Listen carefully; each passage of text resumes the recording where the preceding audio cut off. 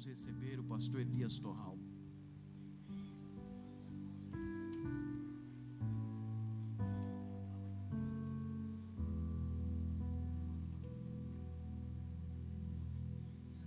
Glória a Deus. Meus irmãos, minhas irmãs, com alegria eu quero cumprimentá-los com a paz do Senhor. Podeis tomar assento, irmãos, muito obrigado. Antes que eu leia o texto sagrado e então, com alegria, compartilhe a palavra que o Senhor tem colocado no meu coração para esta noite tão especial de domingo, eu quero que os irmãos saibam da minha profunda e sincera gratidão a Deus pelo privilégio que Ele, por sua graça, me concede de retornar a esta cidade depois de tantos anos, conforme o pastor da igreja tem dito, e novamente para estar com esta igreja, o que para mim se constitui de uma grande alegria. Na verdade, quando eu soube que estaria com os irmãos depois de tantos anos, houve em mim dois sentimentos. O primeiro é de que verdadeiramente o tempo passa e que não há o que nós possamos fazer para evitar que o tempo passe e nós venhamos a nos desgastar. Então, esse é o lado não muito agradável. Por outro lado, também fui tomado de um sentimento de alegria, de depois de 17 anos, poder olhar para trás e perceber que eu continuo fazendo a mesma coisa e eu não tenho do que me arrepender, de estar me deixando gastar em favor da igreja do Senhor e em prol da expansão do reino de Deus na terra. Então eu quero que vocês saibam que eu estou muito feliz. A diferença é que naquela ocasião estava muito calor, muito, mas estava muito mesmo. Era muito quente aquele dia, e disso eu não me esqueço, mas dessa vez está mais tranquilo. Mas também eu percebo que a igreja cresceu, e é bom saber e perceber que a igreja, ela tem um dono que não envelhece e que permanece trabalhando em favor do seu povo. Então eu quero que vocês saibam da minha alegria em poder estar com vocês novamente. Eu quero agradecer a Deus pela vida do pastor Renan, pelo honroso convite, pela forma tão especial e carinhosa com que nos tem tratado desde o contato até o momento que aqui chegamos, e a minha oração é para que Deus siga o abençoando junto de sua família e continue confirmando o trabalho de suas mãos. Naquela ocasião, o pastor Renan tinha 9 anos de idade. 9 anos de idade é a idade que eu preguei pela primeira vez. E é bom também perceber que Deus, ele não deixa de preparar obreiros para a sua obra. Então é bom nós vivermos essas conexões para percebermos que quem cuida da igreja é Deus, e não há quem seja insubstituível, porque é Deus quem sustenta a sua igreja. Você concorda com isso? Diga amém. Estou feliz por estar na companhia do presbítero Wagner, que Deus em Cristo o abençoe. Cumprimentando ao pastor Renan, eu estou cumprimentando a todos os obreiros, todos os irmãos, aqueles que cumprimentamos e aqueles que porventura assim ainda o faremos. Quem aqui de verdade quer continuar ouvindo Deus falar, diga amém. Eu pedi autorização ao pastor da igreja, ele me concedeu a oportunidade, e eu quero comunicar aos irmãos que, e eu vou fazer isso de forma muito rápida e principalmente respeitosa, eu quero comunicar aos irmãos que eu trago comigo alguns livros. Primeiro, algumas obras clássicas de Charles Spurgeon, que é conhecido por boa parte dos que aqui estão de o príncipe dos pregadores. Então, para você que gosta de uma boa leitura clássica, eu tenho aí algumas obras importantíssimas que foram escritas por Charles Spurgeon. E eu tenho aí também 4 títulos de minha autoria. Não vou falar dos 4, até porque eu não vim aqui para isso, mas eu quero recomendar 2 títulos, além dos outros 2 que eu tenho. O primeiro é este que está em minha mão, Conhecendo Deus nas Tempestades. Esse é um livro devocional, uma leitura muito fácil, em que eu proponho uma reflexão sobre as tempestades da vida, a partir de João capítulo 6, e aqui eu me proponho a responder algumas perguntas, como por exemplo, se Jesus é bom, então por que Ele permite crentes fiéis sofrerem? Se Jesus é poderoso, então por que Ele nem sempre faz o que eu gostaria que Ele fizesse? Por exemplo, nesse livro eu mostro que existem tempestades que são, na verdade, meios de Deus nos dar livramentos, porque é melhor sofrer uma tempestade em alto mar do que sofrer uma queda fatal na beira da praia. Então eu mostro biblicamente que há adversidades, há tempestades que são meios de Deus nos proteger de uma queda maior, de um problema fatal. Eu mostro nesse livro também que a obediência a Jesus, ela pode até gerar tempestades, mas nunca acidentes. Então é um livro que eu recomendo a vocês, principalmente num tempo difícil como o que nós estamos vivendo. Então é um livro que eu recomendo. E eu termino essa parte, eu prometo, respeitosamente, recomendando este, também de minha autoria, que é, na verdade, o meu livro mais recente. Tem gente que fala, meu último livro, então não vai lançar mais? Bom, eu espero que sim, né? Então é o mais recente, na verdade. Aliás, é meu primeiro livro publicado pela CPAD, a Casa Publicadora das Assembleias de Deus, que é o livro Vocação, Descobrindo o Seu Chamado. Esse livro é dividido em 3 partes. A primeira, eu falo sobre a importância e como eu posso descobrir a minha vocação. Então eu preciso descobrir para que Deus me deu a vida, qual é o propósito de Deus para mim. Segundo lugar, uma vez que eu descubro, eu preciso me preparar, eu preciso potencializar, eu preciso me dedicar ao preparo para que, em terceiro lugar, eu cumpra esta vocação. Então primeiro eu descubro, depois eu potencializo e finalmente eu executo o propósito de Deus para a minha vida. A essência deste livro é de que não existem pessoas ruins. O que existem são pessoas no lugar errado, fazendo o que não nasceram para fazer.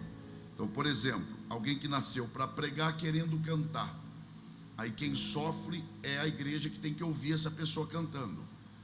Ah, pastor, é para Deus, então canta onde só Deus ouve. O senhor está me desmerecendo? Não, estou tentando te ajudar. De repente não é porque você canta mal, ainda que possa cantar mal, mas não é pecado cantar mal. Agora, você precisa entender que de repente não é esta a sua chamada, não é esta a sua vocação. Você precisa então descobrir para que você nasceu e executar isso. Nisso Deus será glorificado, você viverá uma vida satisfeita e as pessoas serão abençoadas com o exercício da sua vocação. Então esse é um livro que eu também recomendo a quem deseja encontrar-se com a sua vocação. Quem me entendeu, por favor, diga amém. Obrigado, irmãos, pela atenção e principalmente pela compreensão dos irmãos nesta parte, porque ao adquirir esse material, vocês serão edificados, mas também estarão me ajudando na manutenção do meu ministério e também no sustento da minha própria família. Agora sim, há uma palavra que durante toda esta semana o Senhor tem feito aquecer o meu coração sempre que pensei nesse momento que teríamos juntos aqui hoje à noite. Para isso eu quero convidar você a abrir a sua Bíblia no Evangelho escrito por Marcos. Marcos, que na sequência dos 4 evangelhos que abre o que nós chamamos e conhecemos como o Novo Testamento, ele é o segundo dos evangelhos. No entanto, ele tem sido considerado pela maioria dos estudiosos como o evangelho mais antigo de todos, servindo inclusive de base para os evangelhos de Mateus e de Lucas. Há uma outra coisa interessante sobre o evangelho de Marcos, de que na verdade Marcos escreve a partir do que ele ouviu do apóstolo Pedro. Por isso alguns também defendem que esse evangelho poderia também ser chamado de o evangelho segundo Pedro, porque toda a perspectiva de Marcos é a partir do que ele ouviu as experiências do apóstolo Pedro. Marcos ele escreve pensando nos romanos, então ele escreve para os romanos. Os romanos na época dominavam o mundo, mas dominavam pela força, pelo poder, pela imposição. E ele apresenta Jesus aos romanos como aquele que verdadeiramente é o dominador. Então Jesus é apresentado como aquele que domina os céus, a terra, a natureza, os demônios e também domina os homens. Mas Marcos apresenta que Jesus domina não pela força, não pela imposição, não pelo poder, mas Jesus domina pelo serviço, em se apresentar como servo. Por isso o texto-chave de Marcos é aquele que diz que o Filho do Homem não veio para ser servido, mas antes veio para servir. Então, com base nestas informações, nós vamos ler o capítulo de número 5 do Evangelho escrito por Marcos. Quando você encontrar o capítulo 5 deste Evangelho, identifique aí, por favor, o versículo de número 1.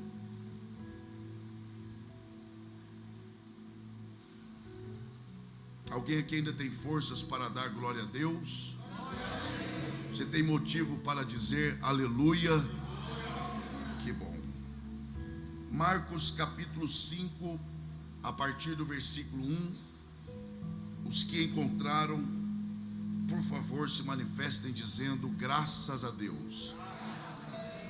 A palavra do Senhor diz assim, meus irmãos: e chegaram à outra margem do mar, à província dos Gadarenos, e saindo ele do barco, lhe saiu logo ao seu encontro dos sepulcros um homem com espírito imundo, o qual tinha a sua morada nos sepulcros, e nem ainda com cadeias o podia alguém prender, porque, tendo sido muitas vezes preso com grilhões e cadeias, as cadeias foram por ele feitas em pedaços, e os grilhões em migalhas, e ninguém o podia amansar.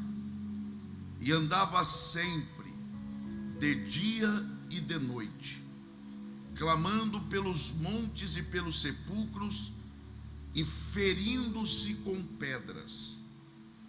E quando viu Jesus ao longe, correu e adorou.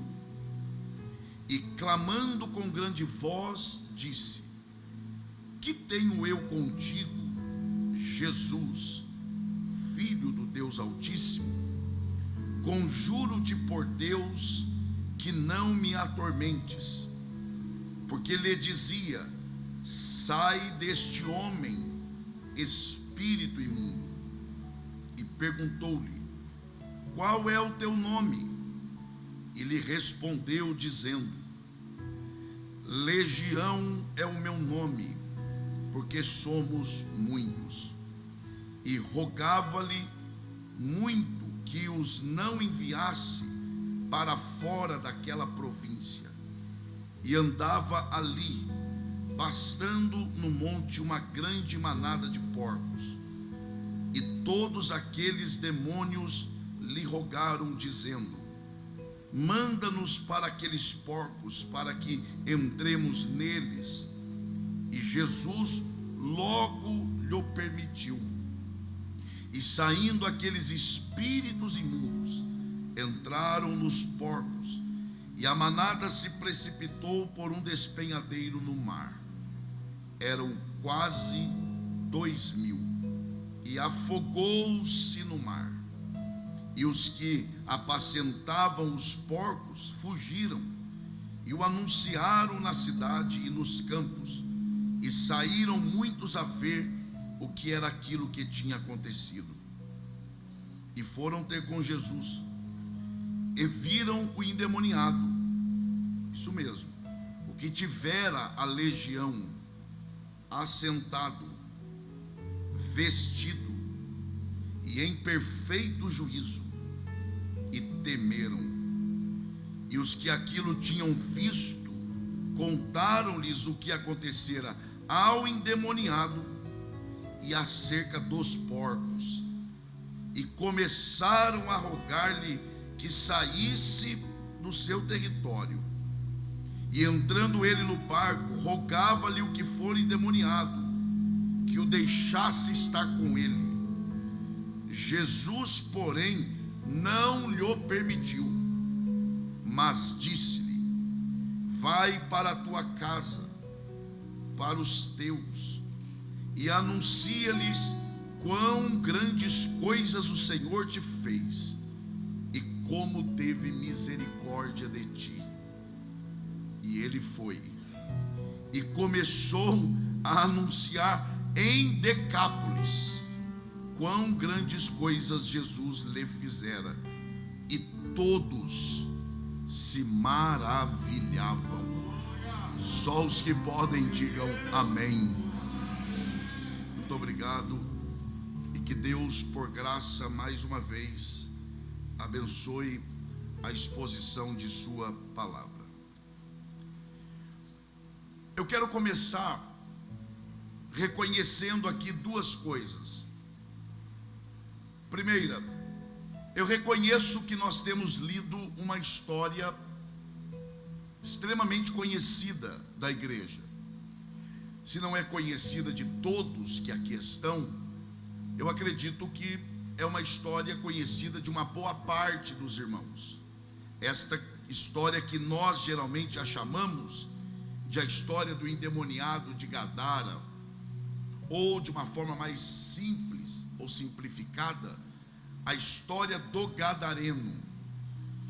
De maneira que essa é uma história que relativamente é comum a todos nós. É uma história conhecida. Em segundo lugar, eu reconheço que nós fizemos uma leitura um tanto quanto extensa. Eu contei aqui o tempo. Nós levamos aí cerca de entre 5 e 6 minutos fazendo essa leitura bíblica. Agora, primeiro, ler a Bíblia nunca é demais.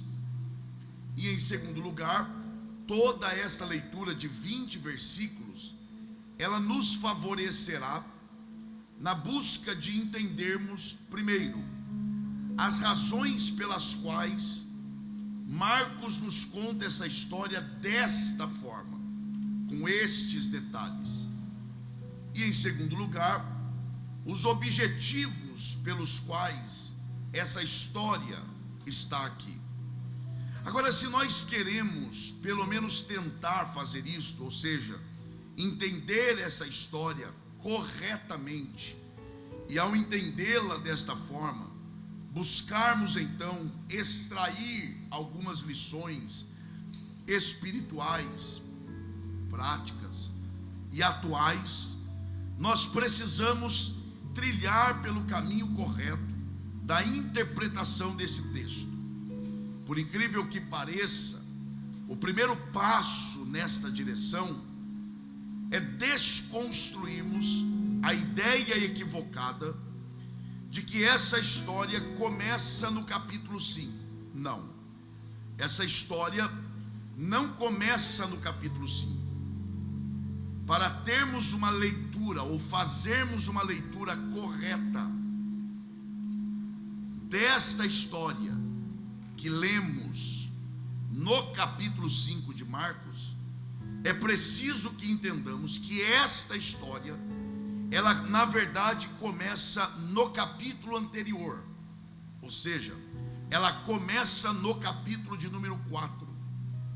Quando você lê o capítulo 4 junto do capítulo 5, atentamente, é claro, você poderá perceber dois cenários dentro de uma mesma história.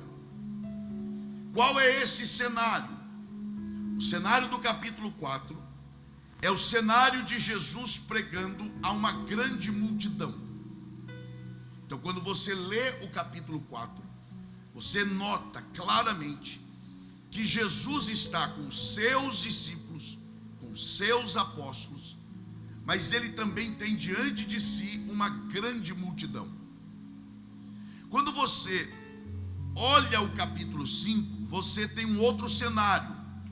Você tem Jesus indo a uma cidade que vai, primeiro, rejeitá-lo, segundo, vai expulsá-lo. E ele está indo para esta cidade que vai rejeitá-lo e expulsá-lo, para buscar resgatar um homem. Primeiro, um homem que não conhece Jesus. Segundo, não chamou Jesus para ir lá. Terceiro, um homem que vivia à margem da sociedade. Então veja os dois cenários.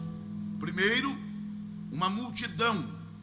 Segundo, uma cidade que vai expulsá-lo e ele buscando resgatar um homem só. Olha o contraste. Olha a diferença dos cenários. Dito isto, de que Jesus deixa uma multidão do capítulo 4 para ir em busca de um homem, em uma cidade que vai rejeitá-lo e expulsá-lo, um homem. Dito isto, essa diferença, esse homem que vivia à margem da sociedade, é preciso considerar uma outra verdade.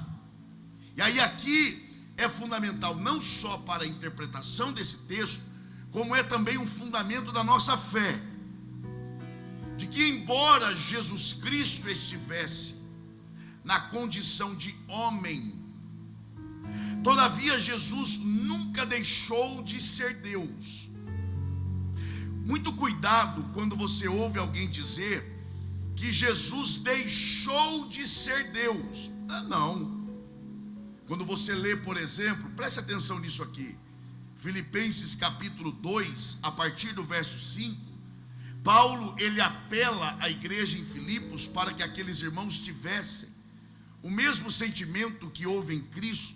E aí ele explica que não teve por usurpação, olha agora, o ser igual a Deus. Observe que Paulo não diz que ele não teve por usurpação ser Deus. Ele diz, ele não teve por usurpação ser igual a Deus. Não é que Jesus deixou de ser Deus. Jesus, por um tempo, ele abriu mão de algumas prerrogativas, de algumas qualidades divinas, para cumprir a sua missão. Mas ele nunca deixou de ser Deus. Até porque, se ele tivesse deixado de ser Deus, o seu sacrifício na cruz não teria valor. Porque o que faz o sacrifício de Jesus ter valor não é um método, porque outros também morreram crucificados. Não é o sofrimento, porque outros também sofreram. O que faz o sacrifício de Jesus ter valor é quem estava sendo sacrificado. Então Jesus, grave isso, nunca deixou de ser Deus. Uma vez que Jesus nunca deixou de ser Deus, ele nunca é pego de surpresa. Uma vez que Jesus é Deus, ele tem conhecimento prévio das coisas. Ele tem conhecimento antecipado das coisas. Por que eu estou dizendo isso?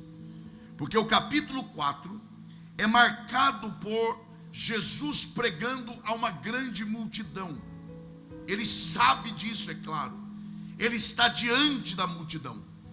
Ele, como Deus, ele sabe antecipadamente que ele vai deixar esta multidão e ele vai a Gadara. Ele sabe, preste atenção nisso aqui, ele sabe que aquela cidade vai rejeitá-lo, vai expulsá-lo, e ele sabe que ele está deixando uma multidão para atender um homem. Olha o contraste, ele sabe o que espera por ele em Gadara, porque ele tem conhecimento antecipado.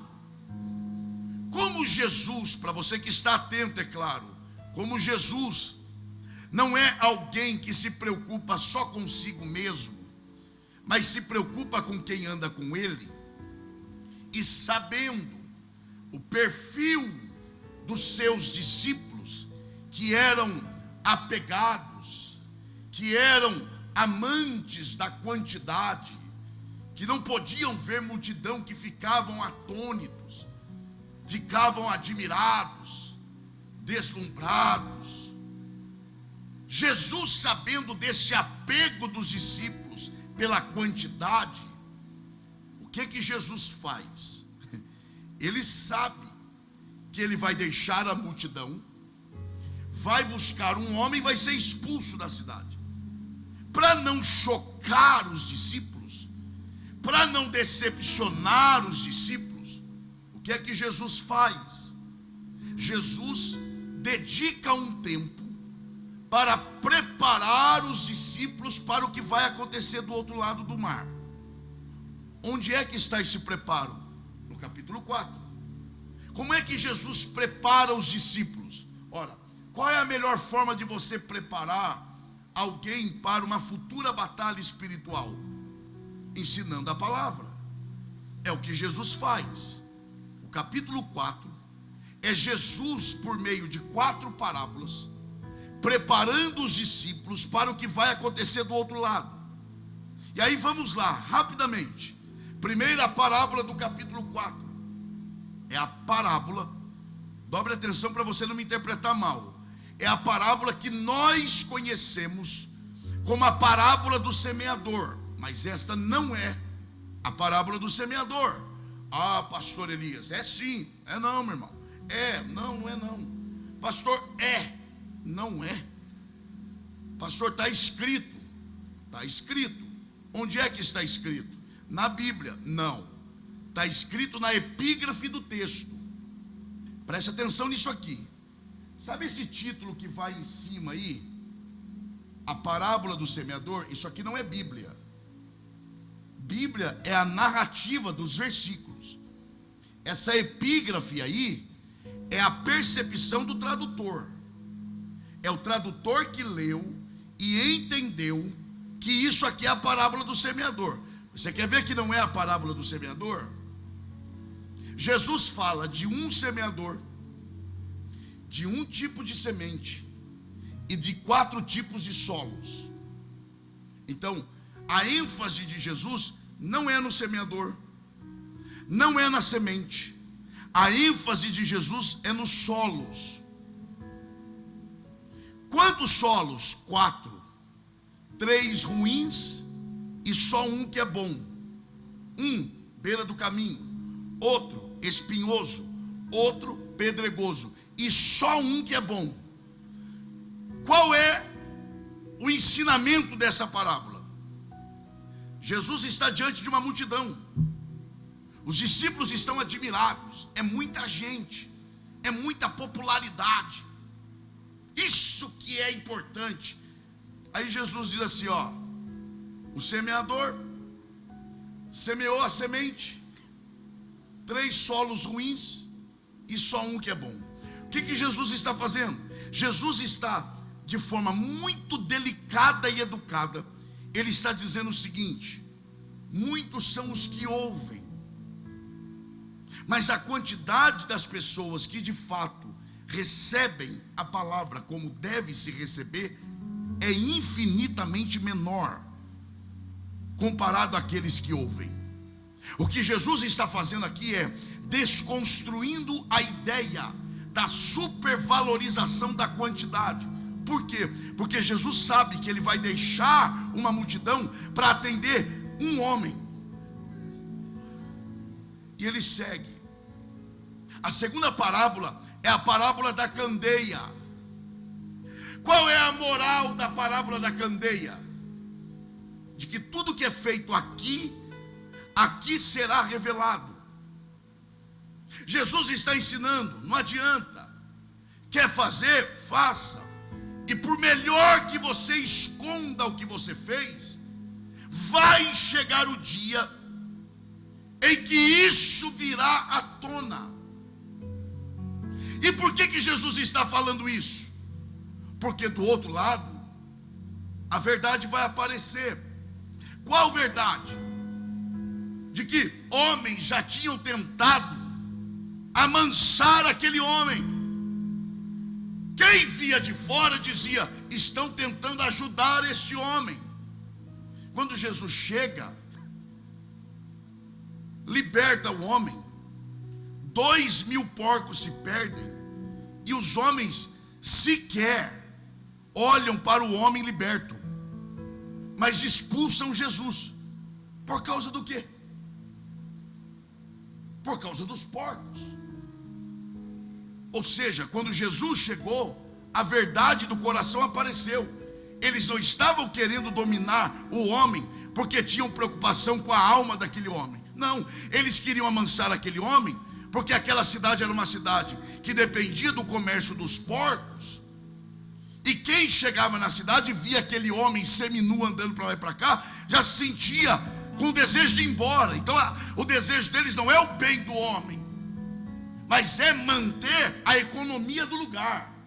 Mas quem via de fora, eles estão querendo o bem do homem. Mas quando Jesus chega, a verdade escondida do coração aparece. Jesus está preparando os discípulos. Terceira parábola. Acompanha aí. E não se preocupe que nós vamos chegar lá. Terceira parábola. Aí sim é a parábola do semeador. É que a gente não dá atenção para ela, porque ela é pequenininha. Mas olha a ênfase de Jesus. O semeador saiu a semear, e tendo semeado, olha o detalhe agora, voltou para casa e foi dormir. O que o semeador fez depois que semeou? Vai lá, diga: foi dormir. Vamos lá, gente, diga: foi dormir. Ora, por que Jesus dá ênfase de que o semeador, depois que semeou, ele foi dormir? Porque Jesus está ensinando os discípulos um princípio. Qual princípio? Primeiro, a única coisa que o semeador pode fazer é semear. Porque ele só tem controle sobre a semente enquanto ela está nas suas mãos. Depois que ele lança na terra, quem é que tem poder de fazer uma semente produzir muitos frutos? Senão aquele que é quem dá semente a quem semeia. Paulo depois explica, quando ele escreve na primeira carta aos Coríntios, capítulo 3, verso 6, que ele diz assim: eu plantei, Apolo regou, e depois nós tivemos que descansar. Porque eu posso semear, alguém pode até regar, agora só existe um ser que é capaz de fazer produzir, porque quem fez crescer foi o Senhor. O que o Senhor Jesus está ensinando os discípulos? Antecipadamente, Jesus está dizendo: nós estamos indo do outro lado semear. E a princípio vocês não entenderão, mas nós estamos indo lá lançar uma semente. E aí Jesus termina com a parábola do grão de mostarda. E sabe qual é a moral da parábola do grão de mostarda? É que o seu estágio inicial é de um grão pequeno, quase imperceptível, insignificante no tamanho. Mas depois de plantado, quando brota, nasce uma árvore frondosa. E até quem não quer tem que parar, olhar e dizer: o que um dia foi pequeno, hoje se tornou algo grande. O que Jesus está ensinando com isso aqui? Jesus está dizendo antecipadamente para os discípulos: nós estamos deixando uma multidão para semear em um homem que vive à margem da sociedade. A princípio é perda de tempo. A princípio é uma semente de mostarda, pequeno. Mas não se preocupe, quando germinar, vai se tornar uma árvore extraordinária. E quer ver que isso é verdade? Tempos depois Jesus foi lá em Decápolis, onde ele começou a pregar. E sabe quantas pessoas já conheciam e criam em Jesus? 5.000 pessoas. O que começou pequeno se tornou algo grande. Aí Jesus, vendo que os seus discípulos já estavam prontos, quem me ouve diga amém, já estavam prontos, ele olha para os seus discípulos e diz: passemos para o outro lado. Jesus não disse vamos tentar, porque Jesus não tenta nada. Se é para fazer, ele faz. Ele não diz vamos ver se a gente consegue chegar. Não. Ele simplesmente olha para os discípulos e diz o quê? Passemos para o outro lado. Estavam eles no meio do trajeto no lago, ou no mar, como você preferir. O texto diz que uma tempestade aparece. Estudiosos dizem que aquele período do ano não era período de tempestade naquele lago. O que dá a entender, principalmente pelo que aconteceu do outro lado, é que aquela tempestade foi uma tentativa de Satanás em impedir Jesus de chegar. Mas olha como começa o capítulo 5. E chegando Jesus do outro lado. Porque tudo que Jesus quer fazer, ele faz. Tudo que Jesus falou que vai fazer, ele vai fazer. Pode levantar o inferno, pode levantar os demônios, podem levantar sistemas, mas aquilo que Jesus determinou que acontecerá, isso vai acontecer. Se você crê na palavra dele, aproveite, levante a sua mão e dê o melhor glória a Deus que você pode nessa noite. Bom, eu preciso adiantar aqui. Eles chegam do outro lado. E aí Marcos dá, desculpe a expressão que o vocabulário é pobre, Marcos dá um show de bom escritor.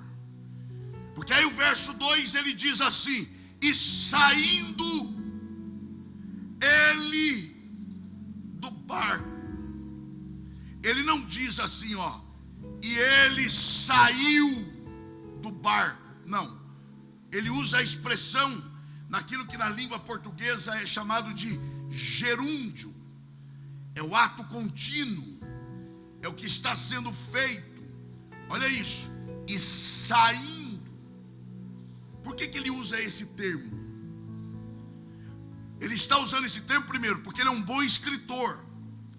Segundo, porque ele está provocando na mente humana a capacidade que Deus nos deu de criarmos a cena. Porque se ele dissesse saiu Jesus do barco, pronto, está feito. Mas quando ele coloca aí saindo, ele está dizendo para nós assim: imagine a cena. E aí qual é a cena? Preste atenção nisso. O barquinho parando, Jesus e os discípulos dentro. E aí ele diz, e saindo. É para criar a ideia do barquinho parando e Jesus, como algumas traduções usam, e Jesus descendo do barco. Dá para imaginar a cena? O texto deixa claro que quando Jesus desce do barco e toca os seus pés no lugar, na mesma hora, no mesmo instante, instantaneamente, foi ele tocar os pés na areia da praia, saiu dos sepulcros um homem seminu, desfigurado, endemoniado, ferido. Ele sai e não sai andando, ele sai correndo. E ele vai em direção a quem? De Jesus.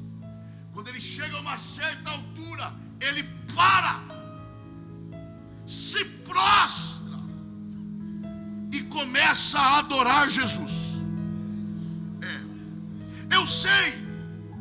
Sabe qual é o problema? É que nós, como crentes pentecostais, não reagimos a esta cena criada por Marcos, porque nem sempre levamos em conta quem é esse homem. Mas Marcos nos diz quem ele é.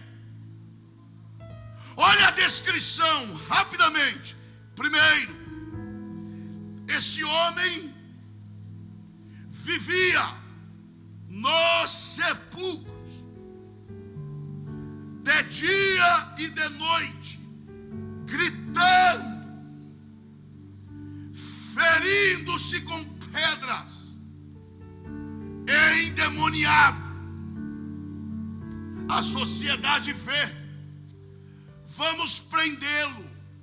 Como? Ponha cadeias nele, ponha grilhões. Tá bom, coloque cadeias. O texto diz que ele despedaçava as cadeias. Não tem problema não, coloque grilhões. Sabe o que ele fazia com os grilhões? Ele esmiuçava com as mãos. Então vai lá, cadeias, despedaça, grilhões, esmiuça. E aí o texto diz assim, ó, de sorte que ninguém, esse ninguém não é uma pessoa, esse ninguém é um grupo de homens. Bom, põe cadeias, ele despedaça. Os grilhões, ele esmiuça. Pegue um grupo de homens fortes, tenta dominá-lo. Não, ninguém segura, porque ele afugenta os homens. Cadeias, despedaça. Grilhões, esmiuça. Homens, ele afugenta. Lá vem Jesus, não tem cadeias nas mãos, não tem grilhões, não manda os apóstolos segurá-lo. Jesus não fala nada, ele só toca os pés no lugar. E no tocar, lá vem o indomável. E ele está correndo em direção a Jesus. Ele vai atacá-lo? Não. O que ele vai fazer? Espere e verás. Ele para, se prostra. Dá para imaginar a cena? Não é segurando, não. Ele se prostra e começa a adorá-lo. sem Jesus usar uma palavra. Só a presença dele. Chegou sem falar nada. E aí eu te pergunto, quantas palavras Jesus emitiu? Diga por favor, nenhuma. Vai lá, quantas palavras? Ao chegar, sem emitir uma palavra, de onde é que o homem saiu?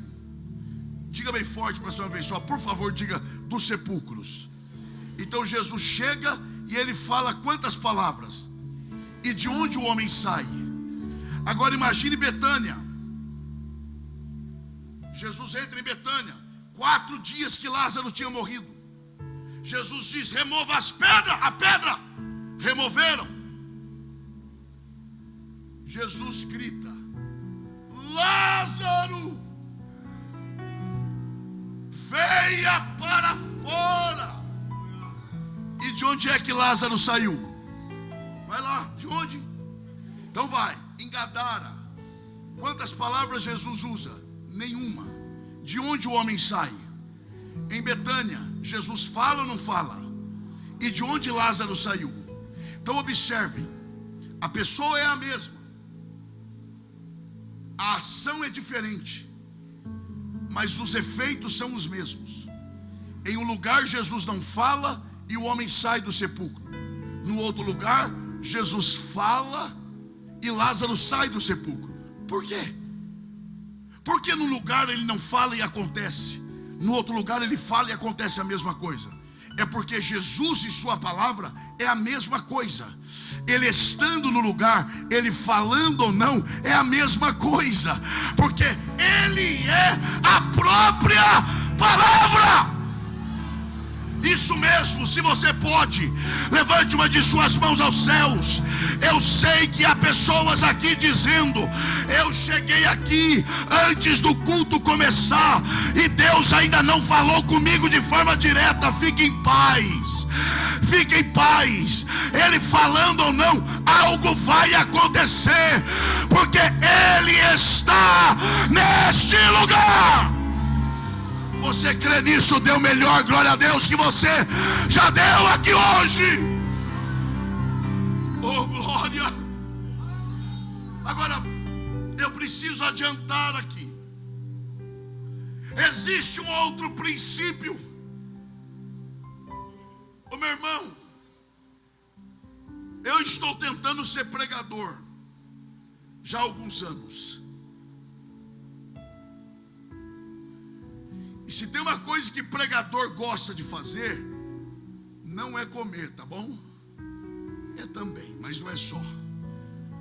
Mas quer deixar um pregador feliz, dê a ele a oportunidade de pregar. Quer deixar alguém que ensina feliz, a um mestre, dê a ele a oportunidade para ensinar. Jesus era pregador, escute isso aqui, e era também mestre. Logo se entende que Jesus tinha prazer de pregar e ensinar. Se eu fosse você, eu não perderia isso aqui por nada. Ele entra em Gadara, vai embora de Gadara. E quantas mensagens ele pregou em Gadara? Nenhuma. Olha só, ele enfrenta uma tempestade,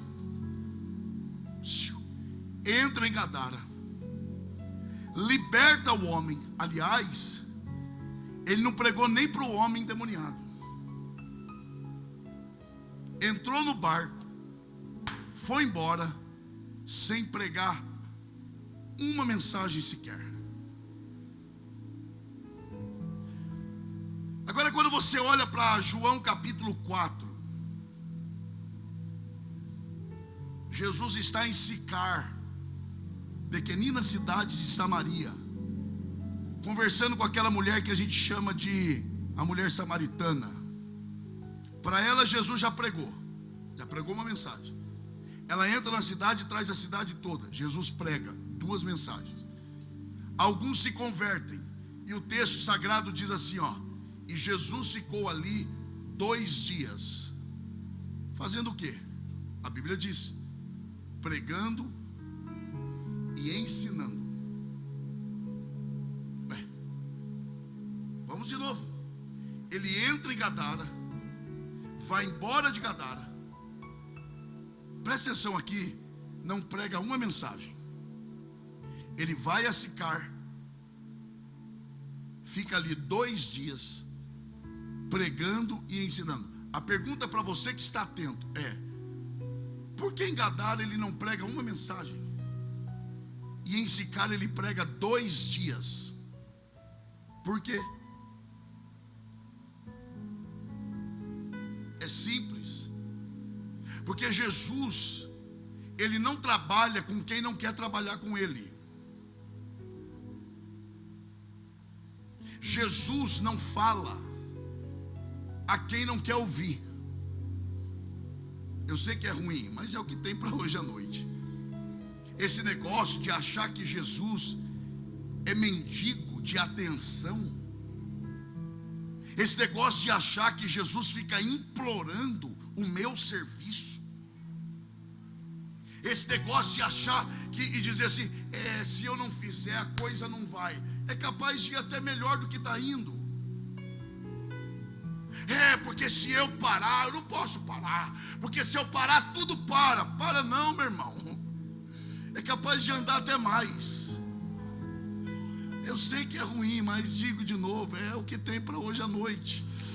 Eu fico vendo umas atitudes, por exemplo, pastores implorando: irmãos,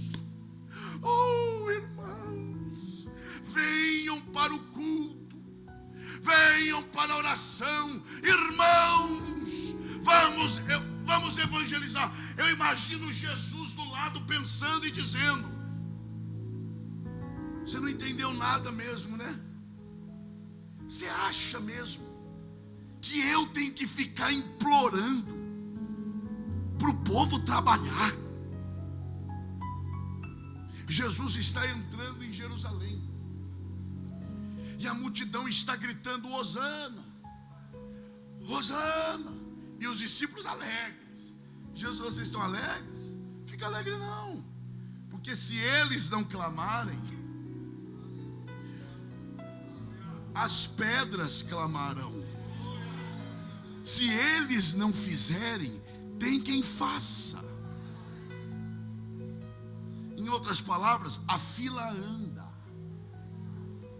Então cuidado com o que vai no seu coração, de achar que você é insubstituível, de achar que se você não for, ninguém mais vai. Vai sim.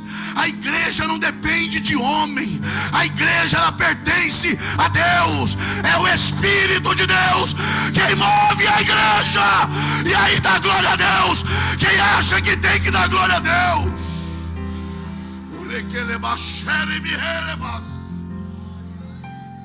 Foi Jesus quem falou: aquele que quiser vir após mim, se quiser, se não quiser, continue do jeito que está. Mas numa dessas esquinas da vida, nós vamos nos encontrar, porque Jesus é inevitável. Ou você se encontra com Ele agora, ou você o encontrará depois. O bom de encontrá-lo agora é que agora Ele se apresenta como advogado imbatível, mas lá Ele se apresentará como um juiz implacável. É bom ceder agora, é bom se curvar agora, é bom dizer sim agora, é bom se render agora. Aquele que quiser vir após mim, negue-se a si mesmo, tome a sua cruz de cada dia. Ainda tem crente que dá glória a Deus com essas coisas. E com a cruz de cada dia, sai andando atrás de mim. Por que, Jesus? Porque eu sou o caminho. Preste atenção nisso. Eu sou o caminho, disse Jesus, e a verdade e a vida. Ele não diz eu sou a vida, a verdade e o caminho, e nem caminho, vida e verdade. A vida vem no final. Eu sou o caminho, a verdade e a vida.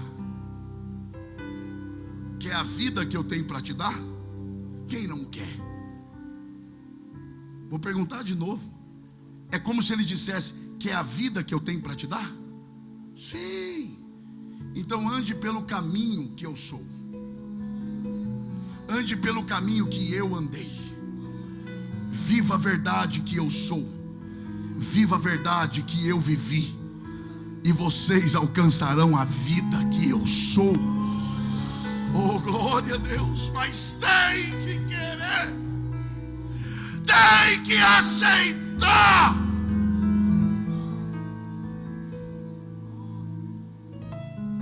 Mas diga bem forte, para uma vez só. Diga assim: há coisas. Isso não é forte não, gente. Diga mais forte, diga: há coisas que só a presença de Jesus, sem precisar falar nada, só a presença é capaz de fazer. Quer ver que é verdade? Aquele homem estava endemoniado, sim ou não? Sim. Mas ele estava vivo ou morto? Então vai lá. Endemoniado, sim. Morto? Vai lá. Endemoniado, sim. Morto? Mas onde é que ele morava? Sepulcro é lugar de gente viva morar? Então ele estava morando no lugar errado. Ele estava morando no lugar. Vai de novo. Ele estava morando no lugar. Quando Jesus chegou, de onde ele saiu? Não diga do sepulcro. Ele morava no lugar. Quando Jesus chegou, de onde ele saiu? E para onde ele veio? Para o lugar certo. Porque é isso que a presença de Jesus faz. Quando ele chega, o que está no lugar errado volta para o lugar certo. Oh, glória a Deus.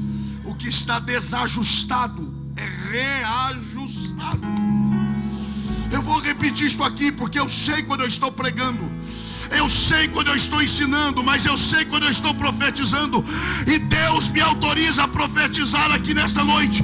Quando a presença de Jesus chega, o que está fora do lugar volta para o lugar. O que está desajustado é reajustado. Só quem crê no poder da presença dele, adore ele.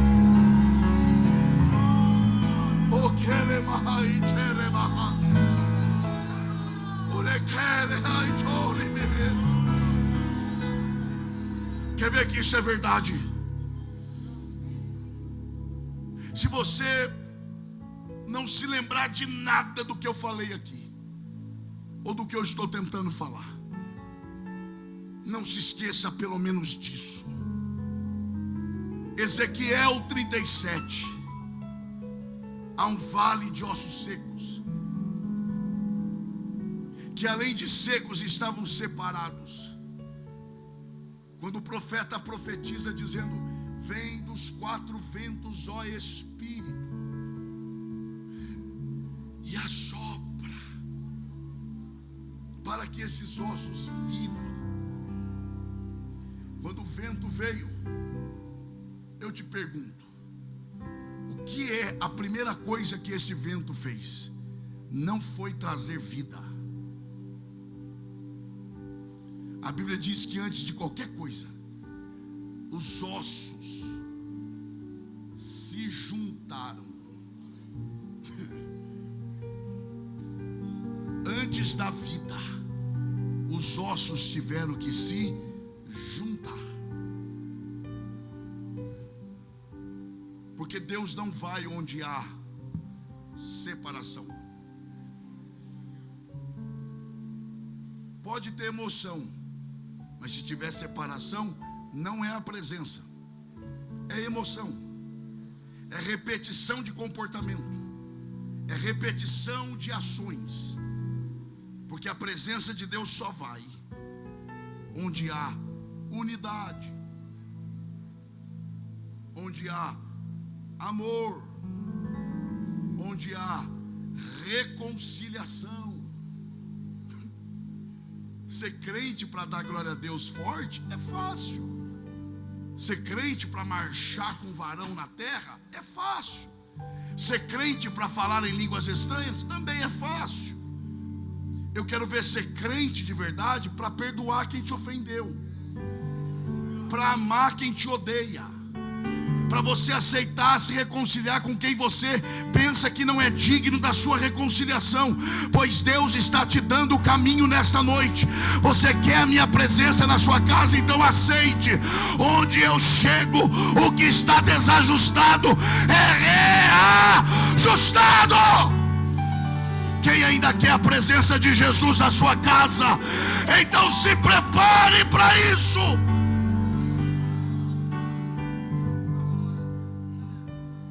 Eu começo a encerrar, mas eu tenho uma última pergunta a fazer aqui. Ô pastor Renan, que homem é este? Me refiro ao endemoniado. Não é sério? Que homem é esse? Que cheio de demônio no corpo, faz Jesus do outro lado do mar, que está pregando para uma multidão.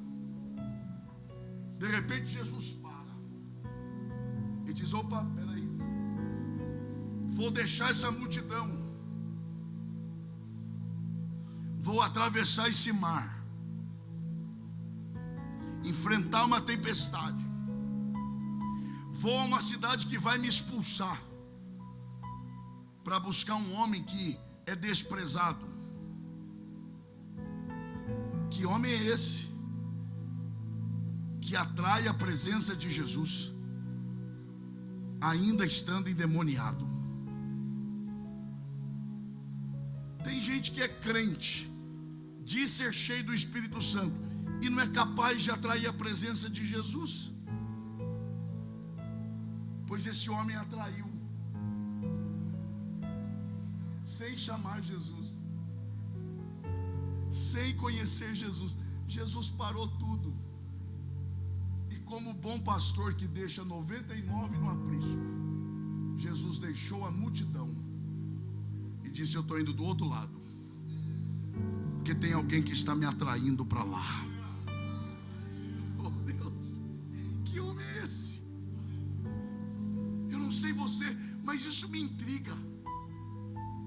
Você pararia de falar a uma multidão para ir atrás de um homem que vivia no sepulcro?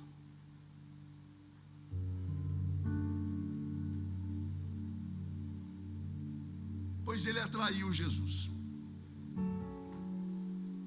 Agora saiba de uma coisa, isso aqui é muito sério. Jesus não erra nas suas escolhas. Jesus não investe errado. Jesus não semeia em terra errada. Ele sabe em quem investir. Ah, mas ele sabe. Ele sabe da sua estrutura. Sabe. Ele falou: parei! Há alguém do outro lado que me atrai.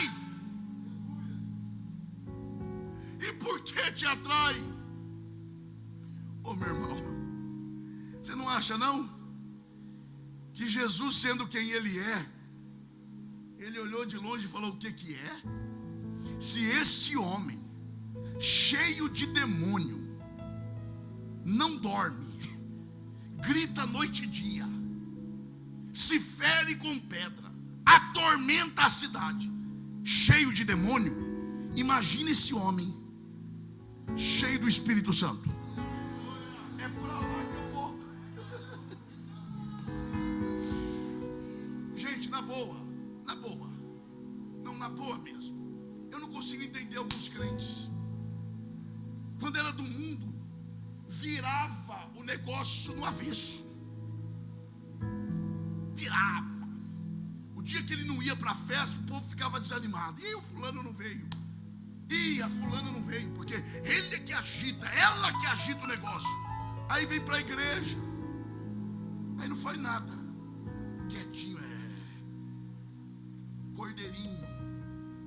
Não, meu irmão, tem que fazer mais.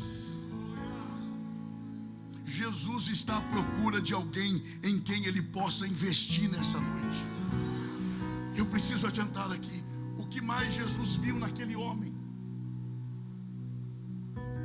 Aquele homem era o homem da segunda milha.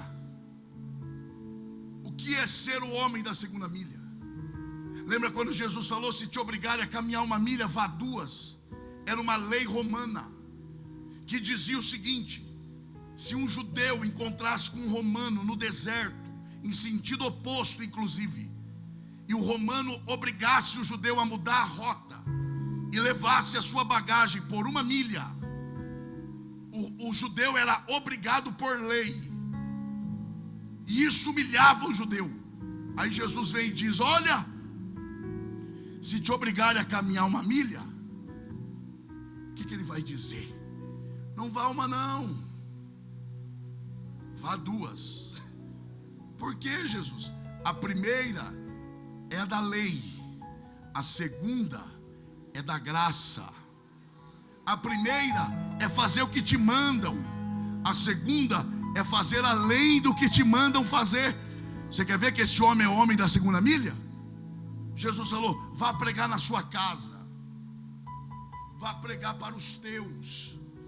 É como se ele olhasse para Jesus e dissesse: tá bom, eu até vou pregar para a minha família, mas diante do que o Senhor fez por mim, é pouco demais. Eu vou pregar na minha casa e vou pregar em Decápolis, ou seja, 10 cidades. Jesus falou: prega só na sua casa. Não, é pouco demais, eu vou pregar em 10 cidades. Jesus está à procura de alguém em quem Ele possa confiar e investir nessa noite. Eu começo a encerrar, eu prometo. Quem é esse homem? Esse homem é um homem que antes, preste atenção nisso, antes que conhecesse Jesus, a graça já o preservava. Quer ver que é verdade? Tem 2.000 porcos ali, cerca de 2.000, põe aí, 2.000. Os demônios pedem para Jesus: deixe-nos entrar nos porcos. Jesus deixa. Assim que entraram, os porcos se mataram. Quantos porcos ficaram endemoniados? 2.000. Partindo desse princípio, tinha no mínimo um demônio para cada porco. Quantos porcos tinham lá? Então tinha no mínimo quantos demônios? Assim que entraram nos porcos, os porcos se mataram.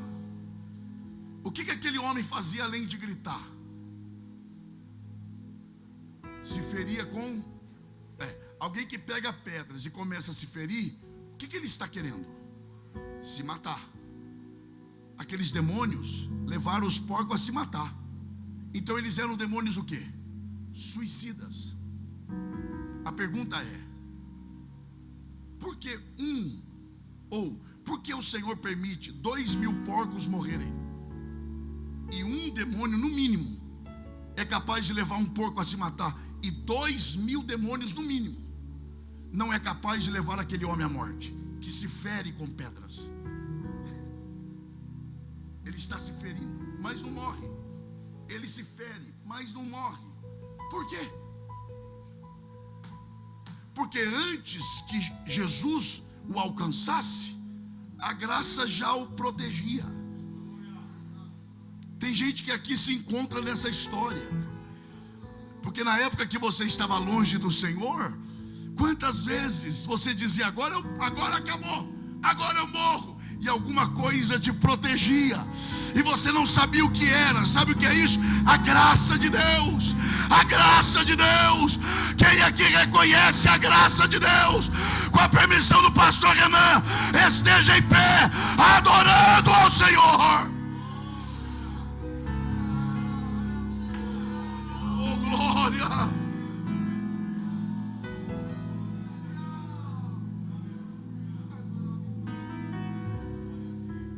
Eu vou encerrar aqui.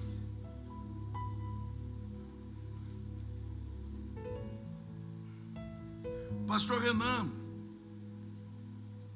não é que ele seja novo,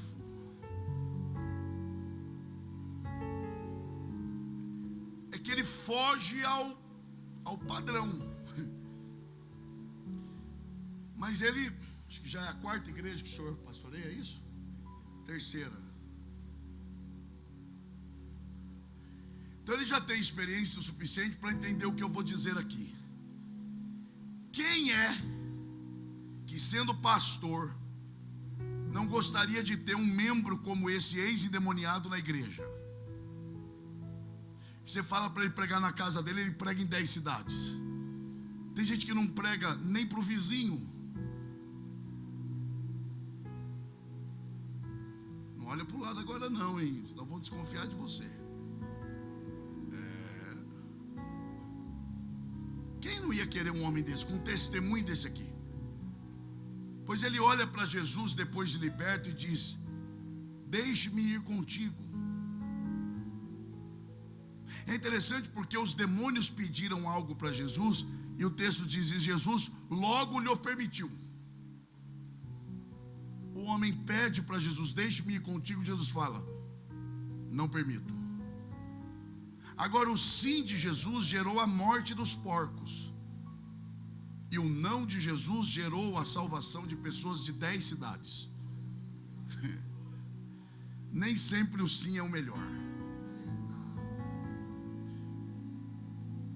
Grave o que eu vou dizer aqui. Eu estou dizendo isso aqui, eu já poderia ter encerrado, mas por amor a vocês eu vou dizer, porque eu acredito que isso aqui é fundamental. Todo não de Jesus é acompanhado de um mas. Jesus nunca diz não para não oferecer algo melhor. Atos 1:6. Será nesse tempo que o Senhor restaurará o reino a Israel? Não vos compete saber os tempos, mas recebereis poder. Eu não vou contar quando vai ser, mas eu vou dar algo melhor. Vocês vão receber o Espírito Santo. Olha Paulo: tira o espinho da minha carne, tira. Aí Jesus educadamente diz não. Sabe como? A minha graça te basta. Em outras palavras, Jesus está dizendo: não vou tirar, porque o meu poder se aperfeiçoa na sua fraqueza. O não de Jesus é sempre acompanhado de algo melhor do que o que você está pedindo. Aceite o não de Jesus. Posso fazer? Não. Não é que Ele está te privando, Ele está te prometendo algo melhor.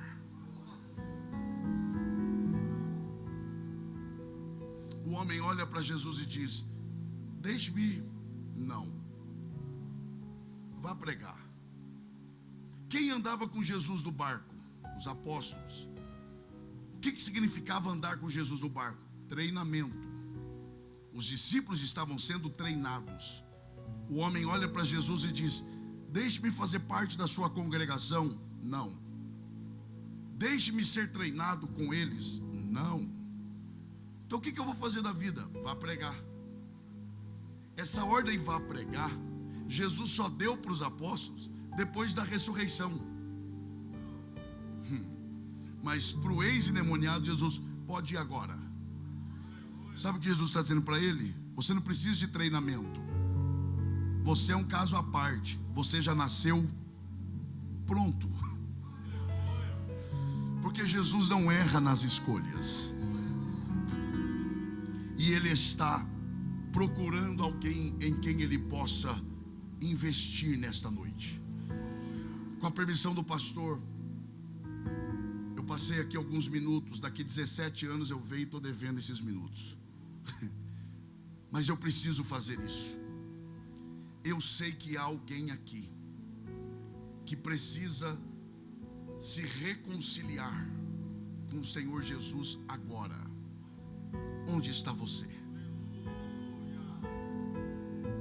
Que a semelhança deste homem, ainda que não endemoniado, não nas condições físicas, emocionais em que esse homem estava, mas você está na condição dele distante do Senhor. Mas Jesus marcou na agenda celestial esse dia para dizer: eu vou lá para resgatar essa pessoa. Onde está você? Que com um sinal, com uma de suas mãos, você quer entregar a sua vida ao Senhor Jesus agora. Cadê você? Eu vou te esperar por 1 minuto. Lembrando, Jesus é inevitável. Ou você se encontra com Ele agora, ou você o encontrará naquele dia. Mas nós teremos que nos encontrar com Ele. Onde está você?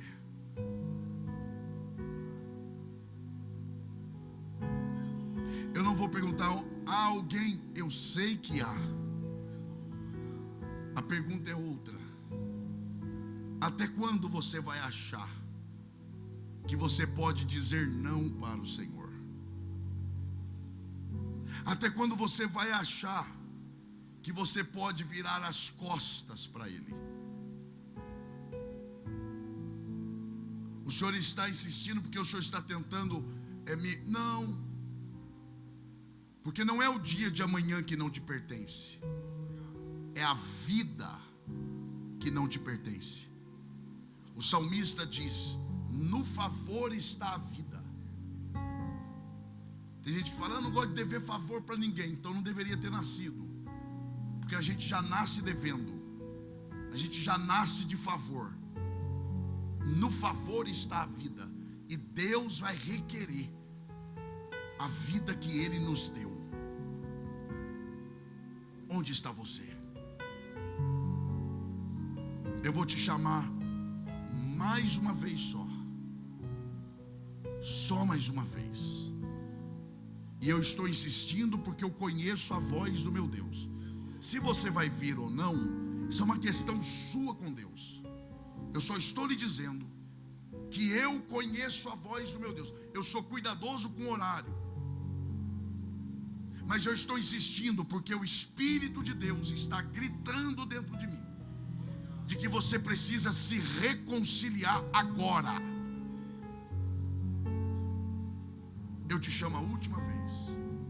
Onde está você?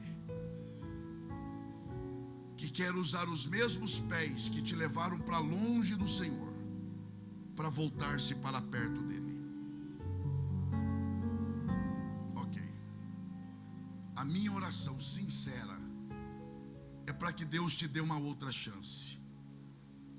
E se porventura Ele te der, que você aproveite melhor.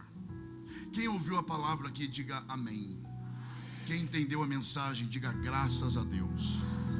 Quem aqui deseja ser uma terra em quem Deus possa semear sementes preciosas? Senhor Deus, em nome de Jesus Cristo, teu Filho, bendito seja o teu nome para sempre. Obrigado, Senhor, pelo privilégio que o Senhor tem dado a mim, ao Wagner, de estarmos aqui junto dos nossos irmãos. Obrigado porque depois de tantos anos o Senhor me dá a maravilhosa oportunidade de retornar a esta casa para cooperar com a tua igreja. Obrigado pela vida do pastor Renan, de sua família, de seus companheiros ministeriais, por todos que aqui estão. Aplica, Senhor, esta palavra aos nossos corações e ensina-nos o caminho para sermos uma terra fértil. Ensina-nos o caminho para que sejamos capazes de atrair a tua presença, para que o Senhor possa investir em nós e semear em nós sementes preciosas para a glória do teu nome. É a oração que eu faço, e os que concordam digam amém. Que Deus em Cristo nos abençoe. Amém. Doce presença, presença santa, vem sobre nós, enchendo-nos do teu poder. Te adorarei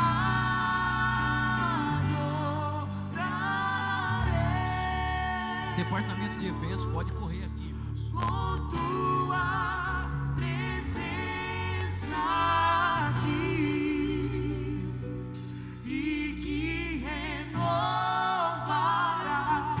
os nossos corações.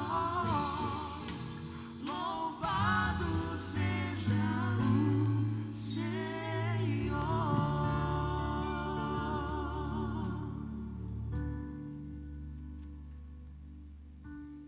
Pessoal da igreja com a paz do Senhor, nós queremos agradecer a toda a igreja por estar presente neste culto, né? O primeiro culto especial que o departamento de eventos está promovendo. Então eu quero agradecer a todos os integrantes do departamento de eventos que se empenhou. Nós tivemos 2 semanas para fazer tudo, correr atrás de tudo, e deu tudo certo, graças a Deus. Eu quero agradecer o pastor Renan também por ter nos levantado, por ter nos escolhido para fazer esse trabalho. E eu quero agradecer a todos os nossos patrocinadores, que foi quem nos apoiou financeiramente para que o evento acontecesse, né? Para que desse tudo certo e o pastor Elias estivesse aqui conosco nessa noite. Quero agradecer também ao pastor Elias, que prontamente atendeu o nosso convite através do nosso pastor, né? O presbítero Wagner, que veio acompanhando o pastor. Nós queremos agradecer em nome de Jesus. Amém. E que Deus abençoe a toda a igreja. Quero expressar a nossa alegria em ter o apoio dos irmãos, e que esse é o primeiro de muitos eventos que nós pretendemos promover para abençoar a vida dos irmãos, e todo apoio com certeza será bem-vindo, e nós contamos com isso. E que Deus abençoe a todos, em nome de Jesus. Agradeço a oportunidade. Amém.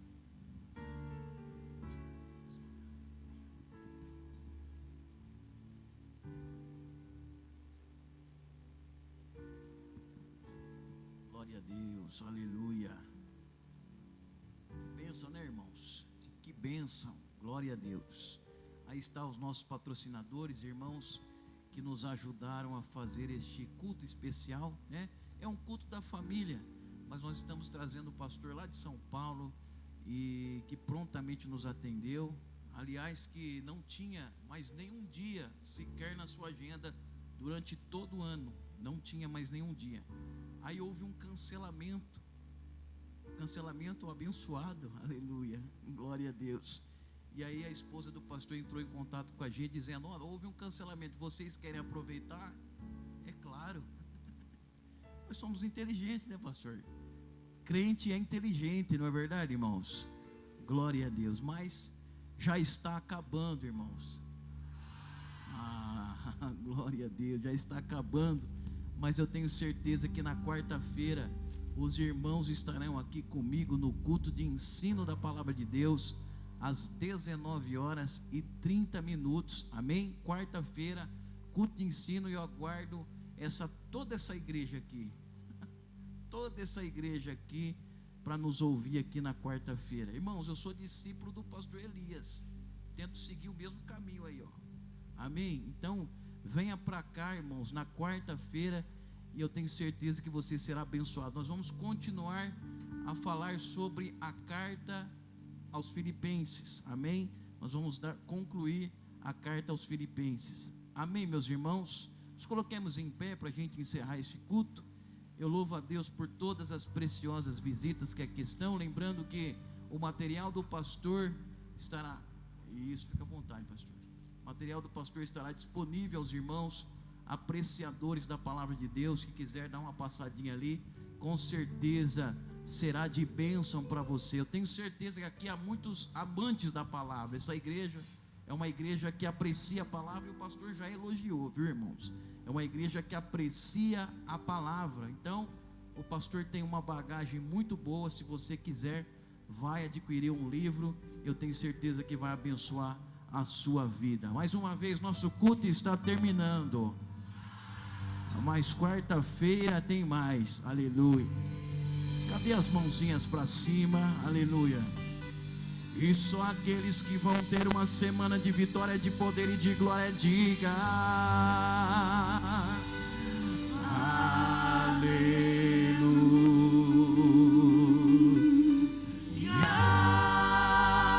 Agora com vocês, 1, 2, 3, vai.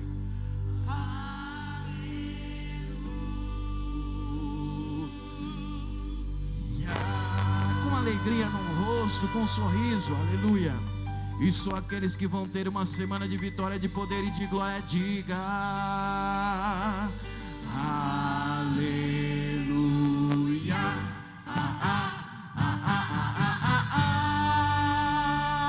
Agora é com vocês, 1, 2, 3, vai.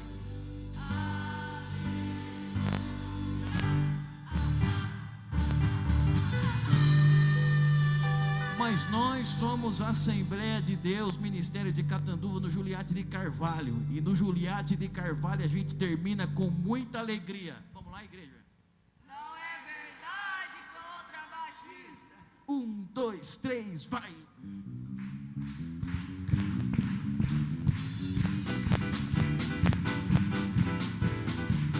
Dê um sorriso pro teu irmão aí do seu lado, para alegrar a semana dele. Aleluia. Aleluia, aleluia, aleluia, aleluia, aleluia, aleluia, aleluia, aleluia, aleluia, aleluia. Vamos lá, todo mundo. Aleluia, aleluia, aleluia, aleluia. Vamos lá. Aleluia. Estenda as suas mãos.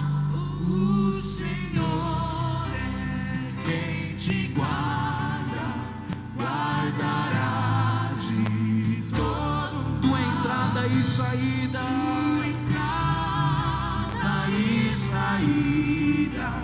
desde agora até o final. Estenda as suas mãos, que a graça do nosso Senhor e Salvador Jesus Cristo, o amor de Deus nosso Pai, a comunhão e a consolação do Espírito Santo de Deus esteja com cada um de vós. E todo o povo crente feliz do Juliarte diz o quê? Deus abençoe os irmãos, uma boa semana.